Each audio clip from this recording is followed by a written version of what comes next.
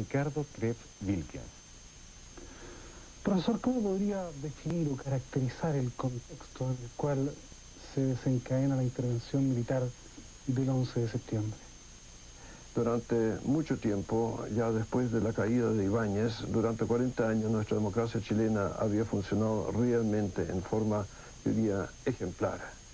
De acuerdo con la Constitución se cumplían los plazos, ciertamente en dos ocasiones trágicamente fallecen los presidentes de Chile prematuramente, pero también en ese momento se cumple la Constitución, se respetan todas las disposiciones del tránsito, paso de un presidente al otro en forma completamente regular, pero sí, notamos que a partir de la década del 50 y decididamente ya del 60 se ahondan los antagonismos. Si preguntamos por las causas, me parece que la causa más importante se debe ver en el hecho de que por una parte tenemos sí un desarrollo político que satisface las aspiraciones democráticas. El desarrollo político constitucional de Chile coincide con las grandes tendencias políticas de nuestro tiempo y llegamos a una democracia que desde el punto de vista formal puede ser considerada realmente como un sistema ejemplar, muy respetable, un sistema del cual nosotros nos sentíamos muy orgullosos y también muy seguros. Pensábamos que la democracia chilena podía resistir cualquier prueba.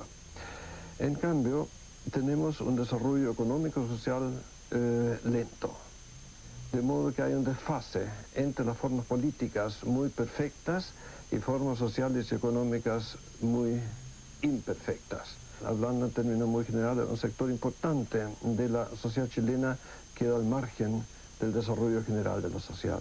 De modo que tenemos entonces un antagonismo fuerte entre el desarrollo social y económico insuficiente que beneficia solamente a ciertos sectores de la sociedad y por otra parte el proceso político.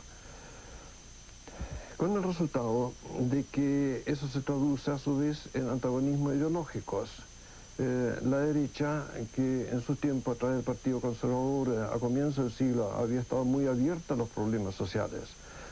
No hay que olvidarse que las primeras reformas, las primeras leyes sociales en Chile se toman por iniciativa del Partido Conservador. Pero la derecha chilena se vuelve cada vez más reaccionaria y por otra parte la izquierda chilena se vuelve cada vez más revolucionaria. Personalmente yo creo que Allende fue un hombre honesto que realmente trató de poner en práctica formas, ideales, valores en los cuales él creía. Pero con la misma objetividad con que por una parte reconozco indudablemente las buenas intenciones de Allende, por otra parte diría que él fracasó. La revolución socialista en Chile terminó en un fracaso. Fracaso económico, fracaso también en el sentido de que él perdió el apoyo de gran parte de la sociedad.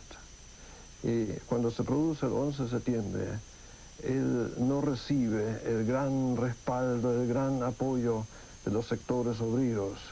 Allende mismo pensó, me parece, que efectivamente él podía contar con el apoyo del pueblo.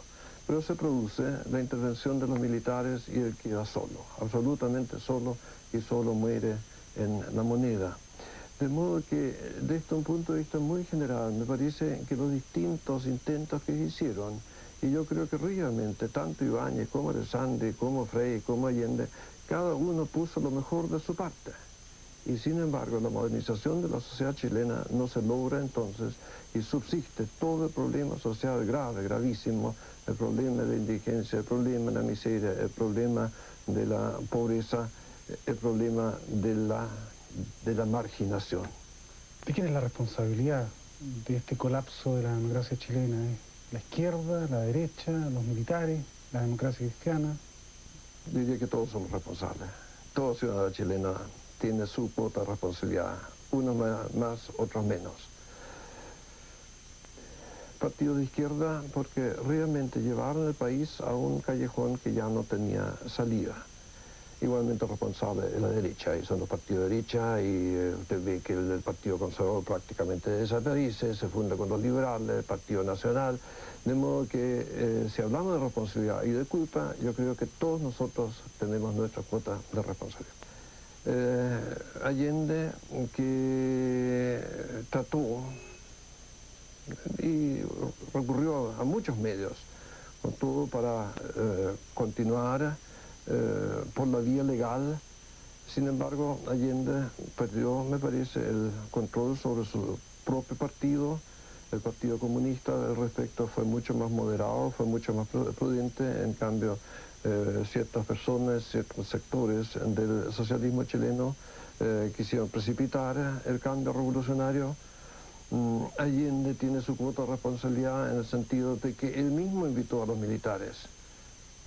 Otra demostración de que realmente el régimen ya no funcionaba. Él en 2 ocasiones nombra ministros como ministros a militares, o sea, las fuerzas políticas en aquel tiempo se tornaron insuficientes, incapaces de resolver los problemas, hasta que finalmente el proceso de descomposición de las instituciones de la sociedad ha avanzado tanto que en el fondo las únicas 2 instituciones que todavía se mantienen intactas son las Fuerzas Armadas y la Iglesia Católica.